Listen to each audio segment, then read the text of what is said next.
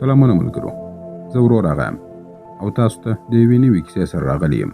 ملګرو، نن موږ تاسو ته د یوه غله کیسه کوو چې د غلا لپاره د یوه شتمن سړي و کور ته ور داخلیږي، خو هلته ورسره داسې څه پیښ شول چې دی یې هېڅکله په خوب کې هم فکر نه و کړی. د هغه لپاره دا کور نه و، بلکې یو قفس یا زندان و.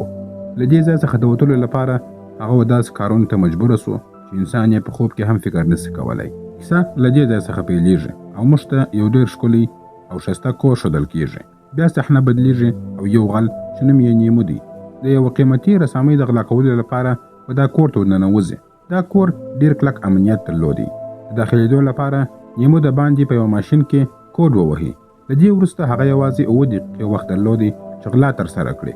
نیمو کور ته داخلېږي او د رسامۍ غلا شروع کوي، خو هغه رسامي نه پیدا کوي چې تر ټولو قیمتي وه، چې د همدې لپاره د ده مشر دی دلته رالېږلی و.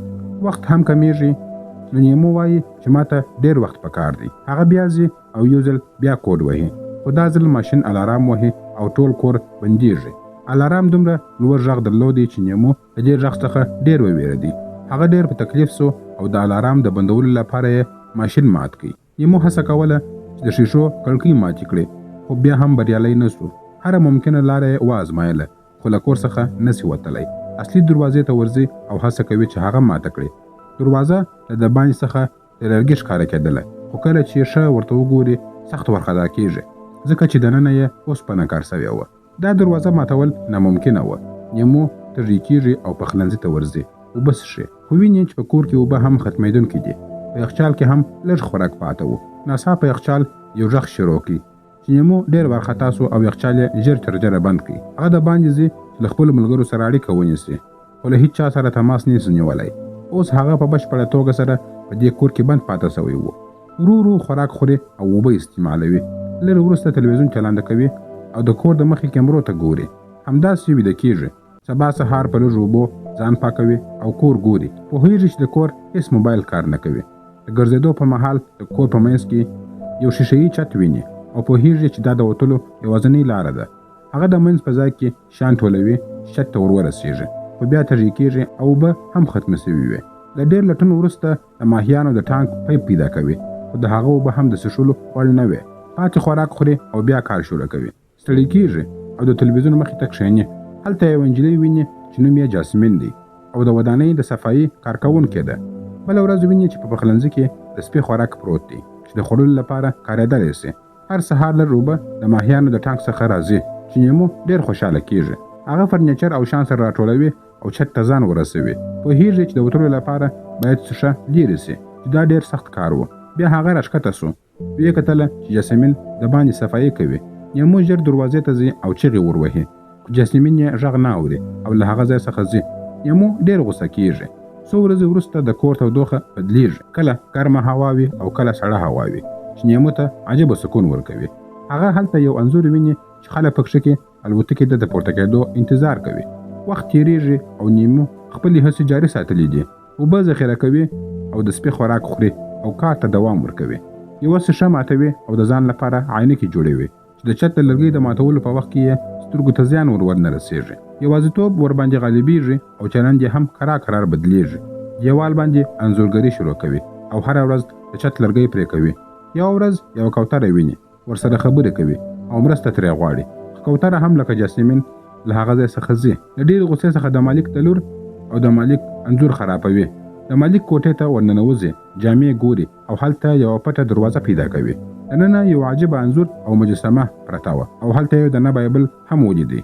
نو د بایبل په لوستلو باندې یې شروع وکړه.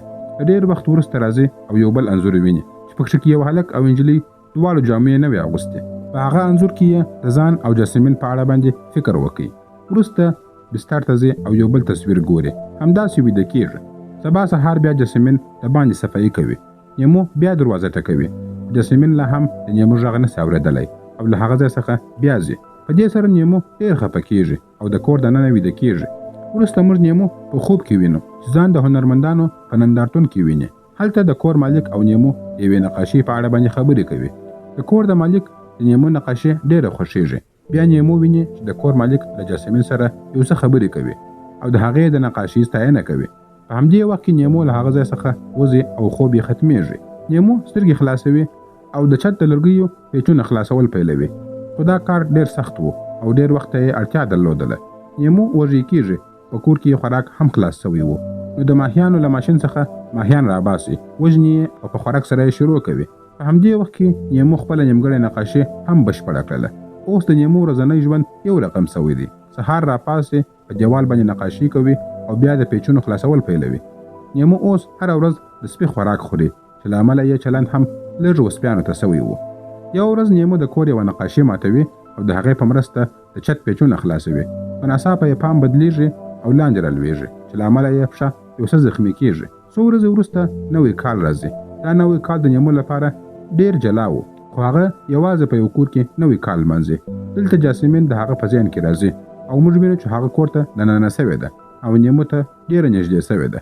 دا هماغه نقاشي ته ورته وه چې نیمو مخکې لیدلې وه، خو بیا دا خوب هم ختمیږي. هو ملګرو، دا یوازې د نیمو یو تصور یا فکر و. جاسمین هیڅکله کور ته نه ده راغلی.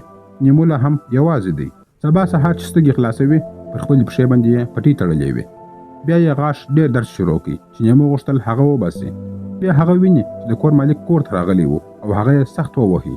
په دې سره دی پر مځکه باندې ولوېدی او زخمي کیږي. نیمو ډېر سخت درد احساسوي. بیا نیمو په کور کې د اور سنسر ویني. ژر راپاڅېږي او د کور له دننه څخه د کټبینې په مرسته سره کثافاتو ته اور اچوي.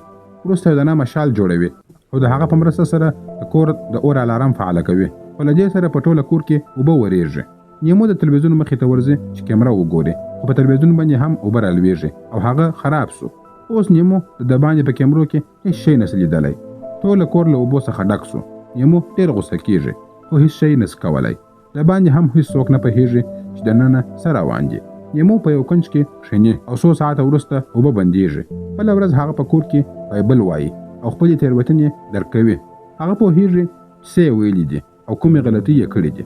اوس نه غواړي نورې غلطۍ وکړي، نو بیا د چت وخلاصولو ته دوام ورکوي. څو ورځې وروسته موږ وینو چې نیمو د چت 12 پیچونه خلاص کړي دي. هغه نقاشي چې یې پر دیوال باندې پیل کړې وه هغه هم بشپړه سوې ده. وروسته نیمو د خپل ښوونځي کیسه پر دیوال باندې لیکي او د کور مالک لپاره یو کوچنی پیغام پرېږدي. په پیغام کې لیکلي دي: دا به ستا لپاره یو کور وي، خو زما لپاره یوازې یو قفس یا زندان دی. یو داسې قفس چې زه پکښې کې بند وم. زه د کور د ورانولو لپاره بخښنه غواړم. ما دا کار په قصد سره نه دی کړی، خو کله کله د یو شي د جوړولو لپاره د هغه ورانول ضروري وي. وروسته نیمو دا هم لیکي چې کومې نقاشي یې د کور څخه خلا کړي دي او کومې نقاشي یې په کور کې پرې ایښي دي.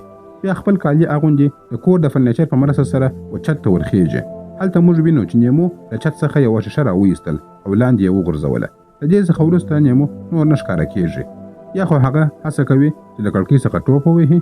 که داسې وکړي نو ښایي مړ سوی وي او بیا یې هڅه کړې ده چې له هغه ځای څخه یو څوک خبر کړي او ژوندی پاتې سوی وي. تاسو خپل نظرونه په کمنټ کې راسره شریک کړئ چې د نیمو سره به مخکې څه سوي وي. ویډیو لایک او شیر کړئ. زموږ یوټیوب چینل هم سبسکرایب کړئ. تر بلې ویډیو پورې مو الله مل شه. مننه.